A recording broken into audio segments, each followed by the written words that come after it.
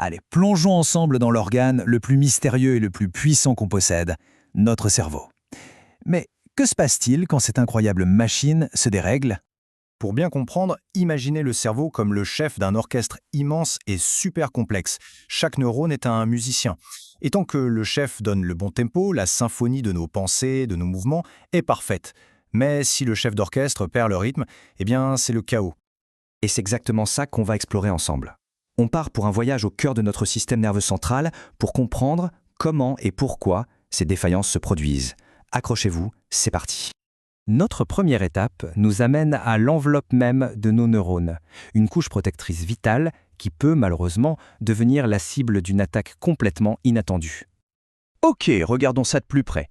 Chaque autoroute de l'information dans notre cerveau est isolée par ce qu'on appelle la gaine de myéline. C'est un peu comme la gaine en plastique autour d'un fil électrique. Son rôle est crucial.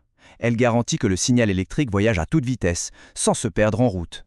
Maintenant, imaginez le paradoxe ultime. Le système qui est censé nous protéger se retourne contre nous. C'est exactement ce qui se passe dans la sclérose en plaques. C'est une maladie auto-immune où notre propre système immunitaire se met à attaquer et à détruire cette gaine de myéline si importante. Et voilà la conséquence directe. Regardez, à gauche, sur un neurone sain, le signal file, tout est clair, rapide. Mais à droite, sur un neurone touché par la maladie, l'isolant est abîmé. Ça crée de véritables courts-circuits. Le message est ralenti, il est brouillé, parfois il est même complètement perdu. Et c'est ça qui cause les symptômes. Et attention, ce n'est pas du tout un phénomène rare. La sclérose en plaques, ça touche environ 2 millions de personnes dans le monde. C'est un chiffre énorme qui nous rappelle à quel point ce dérèglement est répandu. Et ce qui est vraiment intriguant, c'est qu'il y a une vraie disparité. Les femmes sont touchées 2 fois plus que les hommes. La raison exacte, elle est encore à l'étude, mais cette statistique est pour le moins frappante. Bon, on a vu le problème d'isolation. Maintenant, passons à un problème de surtension. Notre deuxième arrêt nous plonge au cœur d'un véritable orage électrique dans le cerveau. Cette image, l'orage cérébral, elle est parfaite pour décrire le phénomène de l'épilepsie. Ce n'est pas une simple étincelle, non. C'est une tempête, une décharge massive, complètement désordonnée qui submerge le cerveau. Alors concrètement, comment ça se passe? Une crise d'épilepsie, ça se déclenche quand des millions, oui des millions de neurones se mettent à tirer tous en même temps, de façon anormale et parfaitement synchronisée. C'est cette décharge collective et massive qui provoque les crises. Mais d'où vient cet orage? Eh bien, les causes peuvent être très variées. Une blessure à la naissance, une infection, une tumeur. Mais le plus fou dans tout ça, c'est ce qu'on voit ici. Dans la majorité des cas, l'origine de l'épilepsie reste un mystère complet.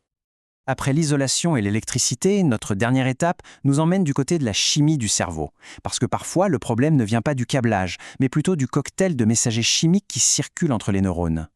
Prenons un cas concret, un accident vasculaire cérébral, un AVC. Le manque d'oxygène va déclencher une réaction en chaîne dévastatrice.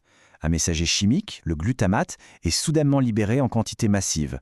Il inonde les synapses et il surstimule les neurones voisins au point de les tuer. C'est un phénomène toxique qu'on appelle l'excytotoxicité. Mais les déséquilibres chimiques ne sont pas toujours aussi violents et brutaux. Ils peuvent être beaucoup plus subtils et affecter profondément notre humeur, nos émotions. C'est notamment le cas de la dépression. En fait, quand on dit dépression, on part de plusieurs réalités différentes.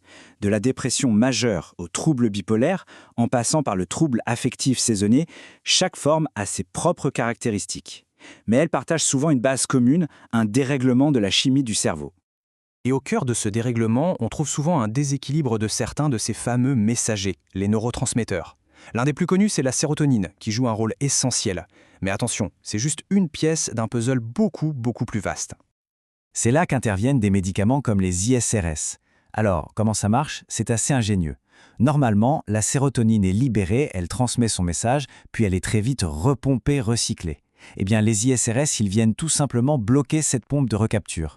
Le résultat, la sérotonine reste plus longtemps dans la synapse, ce qui prolonge et amplifie son effet positif sur l'humeur.